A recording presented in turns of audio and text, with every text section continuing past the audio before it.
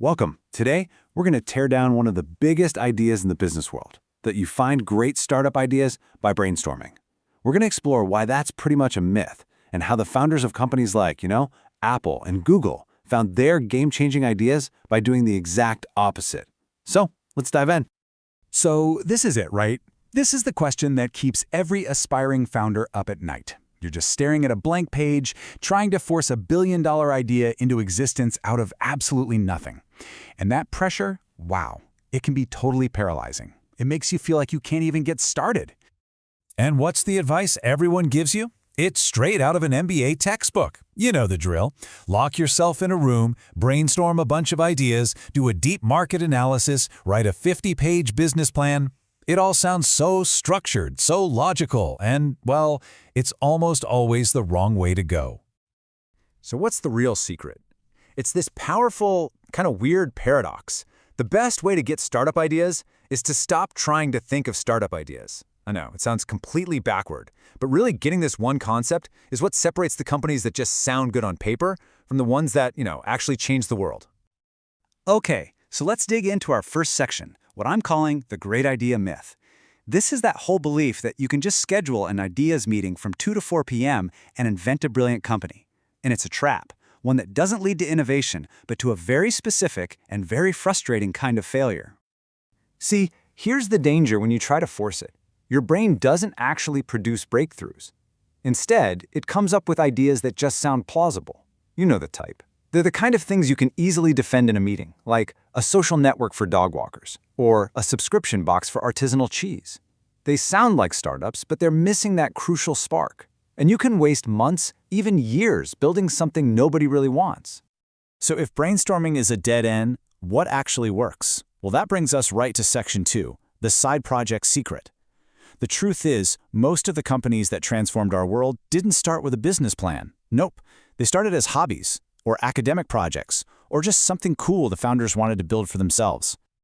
I mean, think about Apple. Do you think Wozniak was trying to build a global tech empire when he was designing the Apple I? Of course not. He was just a hobbyist in the homebrew computer club, building something awesome for his friends. And Google? That was a PhD research project at Stanford called Backrub. Seriously.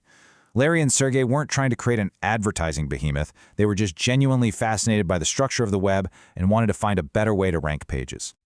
Same story with Facebook. It was famously just a tool for Harvard students to connect. It was a fun project, not some grand business plan. The pattern here is impossible to ignore. The biggest ideas don't start in a boardroom. They start in a dorm room or a garage.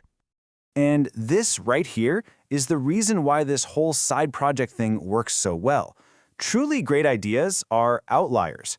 At first glance, they often look like toys or just niche hobbies. I mean, if you were trying to brainstorm a serious business, would you ever come up with renting out air mattresses on your floor? No way. Your rational mind would just toss that idea out immediately. And speaking of that, the Airbnb story is the perfect example. Just look at this. They had a full year of basically no growth. They funded the whole thing with a binder full of maxed-out credit cards. They even had an investor literally get up and walk out in the middle of their pitch. The only reason they survived all that is because they weren't just chasing a business idea.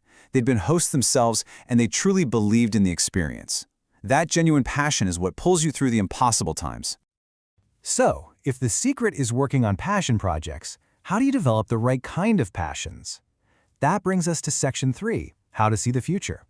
And no, it's not about predicting what's next. It's about building a mindset we are kind of already living in it. Living in the future just means you get so immersed in a field that really matters to you, so deeply expert, that the missing pieces, the things that shouldn't exist but don't, they just start to appear. It's like you can see the dotted outlines of future products all around you. And if you're skilled in a fast-moving field like tech, your own instincts about what's cool and interesting are an incredibly reliable guide for what needs to be built next. And this isn't magic. There's actually a recipe for it, and it's pretty simple. 1, learn a ton about things that are important.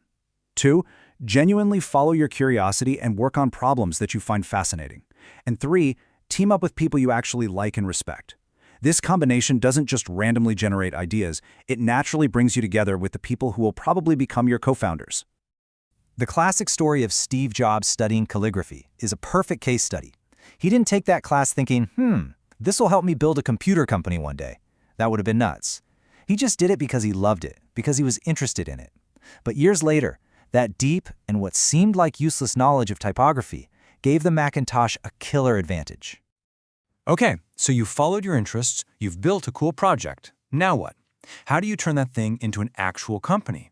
Well, the key is finding a very, very specific kind of initial user base.